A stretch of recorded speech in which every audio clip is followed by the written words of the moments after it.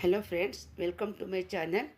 ಇವತ್ತು ಟೊಮೊಟೊ ಮತ್ತು ಈರುಳ್ಳಿ ಹಾಕಿ ಒಂದು ತೊಕ್ಕು ಮಾಡೋದನ್ನು ತೋರಿಸ್ತಾ ಇದ್ದೀನಿ. ಈ ತೊಕ್ಕಿಗೆ ಒಂದು 4 ದೊಡ್ಡ ಈರುಳ್ಳಿ, 10 ಹಸಿಮೆಣಸಿನ್ಕಾಯಿ, ಸ್ವಲ್ಪ ಬೆಳ್ಳುಳ್ಳಿ, ಕರಿಬೇವು ಮತ್ತು ಜೀರಿಗೆ ತೊಗೊಂಡಿದ್ದೀನಿ. ಚೆನ್ನಾಗಿ ಹಣ್ಣಾಗಿರೋ 10-12 ಟೊಮೊಟೊ ಹಣ್ಣು ತೊಗೊಂಡಿದ್ದೀನಿ.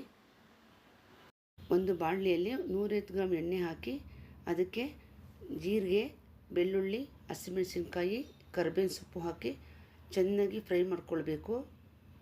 ಮೆಣಸಿನ್ಕಾಯಿ ಘಾಟು ಹೋಗೋ ತನಕ ಫ್ರೈ ಮಾಡಬೇಕು.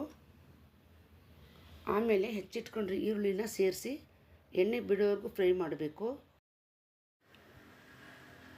ನಾವು ಸ್ವಲ್ಪ ನೀರು ಹಾಕ್ತಾ ಇರೋದ್ರಿಂದ ಎಣ್ಣೆ ಜಾಸ್ತಿ ಹಾಕಿದ್ರೆ ಒಳ್ಳೆಯದು. ತುಂಬ ದಿನ ಇಟ್ಕೊಂಡ್ರೂ ಕೆಡೋದಿಲ್ಲ. ಈಗ ಸ್ವಲ್ಪ ಉಪ್ಪು ಹಾಕಿ ಫ್ರೈ ಮಾಡ್ಕೊಳ್ಳೋಣ. ಇದರಿಂದ ಈರುಳ್ಳಿ ಬೇಗ ಫ್ರೈ ಆಗುತ್ತೆ. ಈಗ ಈರುಳ್ಳಿ ಚೆನ್ನಾಗಿ ಫ್ರೈ ಆಗಿದೆ. ಇದನ್ನು ಒಂದು ಪ್ಲೇಟ್ ಶಿಫ್ಟ್ ಮಾಡಿಕೊಂಡು ತಣ್ಣಗಾಗಿ ಬಿಡಬೇಕು.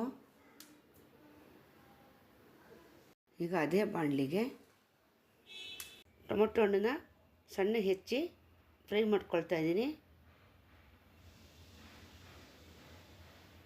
ಮೀಡಿಯಮ್ ಫ್ಲೇಮ್ನಲ್ಲಿ ಇಟ್ಕೊಂಡು ಅದು ಸಾಫ್ಟ್ ಆಗೋ ತನಕ ಫ್ರೈ ಮಾಡ್ಕೋಬೇಕು.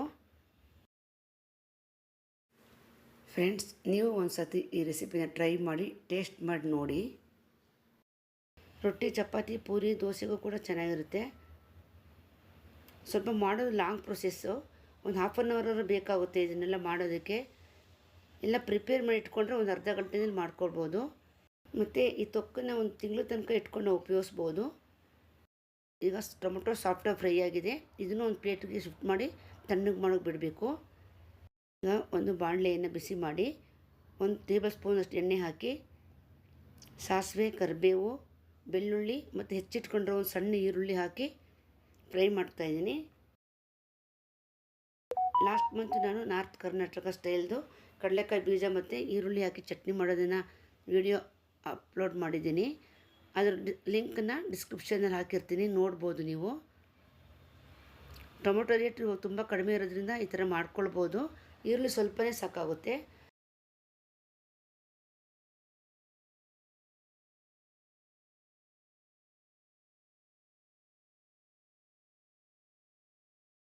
ಎಣ್ಣೆ ಹಾಕಿದಷ್ಟು ತುಂಬ ಟೇಸ್ಟ್ ಚೆನ್ನಾಗಿರುತ್ತೆ. ಈಗ ಸ್ವಲ್ಪ ಉಪ್ಪು ಹಾಕಿ ಫ್ರೈ ಮಾಡ್ಕೊಳ್ತಾ ಇದ್ದೀನಿ.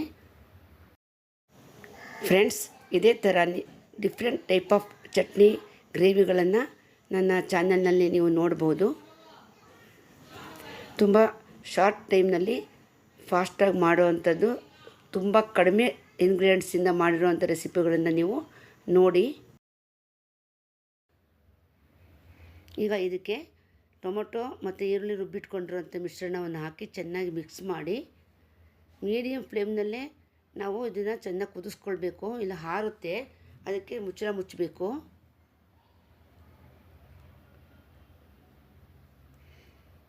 ಇದಿಷ್ಟು ಫ್ರೈ ಆಗಿ ಎಣ್ಣೆಯೆಲ್ಲ ಬಿಡೋ ತನಕ ನಾವು ಮೀಡಿಯಮ್ ಫ್ಲೇಮ್ನಲ್ಲೇ ಇಟ್ಟು ಆಗಾಗ ತಿರುಗಿಸ್ತಾ ಇರಬೇಕು. ಆಮೇಲೆ ಹೆಚ್ಚಿಟ್ಕೊಂಡು ರುಬ್ಬಿಟ್ಕೊಂಡಿದ್ರೆ ಇದನ್ನು ಮಾಡೋದಕ್ಕೆ ಅರ್ಧ ಗಂಟೆ ಬೇಕು. ಬಟ್ ಇಷ್ಟು ಮಾಡೋದ್ರಿಂದ ನಮಗೆ ತುಂಬ ದಿನ ತನಕ ಇಟ್ಕೊಳ್ಳೋದ್ರಿಂದ ಟೈಮ್ ಸೇವ್ ಆಗುತ್ತೆ. ಇದನ್ನು ಅರ್ಜೆಂಟಾಗಿ ಮಾಡ್ಕೊಳ್ಬೇಕು ಅಂದರೆ ಚಟ್ನಿ ಗೊಜ್ಜಿಗಿಂತ ಇದು ತುಂಬ ಚೆನ್ನಾಗಿರುತ್ತೆ. ನೋಡಿ, ಈ ಥರ ಎಣ್ಣೆ ಸಪ್ರೇಟಾಗಿ ಅದು ಬಾಣಲಿಯಿಂದ ಬಿಡ್ತಾ ಇದೆ ಅಂದರೆ ಅದು ರೆಡಿಯಾಗಿದೆ ಅಂತ ಅರ್ಥ. ಫ್ರೆಂಡ್ಸ್, ನಿಮಗೆ ಈ ವಿಡಿಯೋ ಇಷ್ಟ ಆಗಿದ್ದರೆ ದಯವಿಟ್ಟು ಒಂದು ಲೈಕ್ ಕೊಡಿ.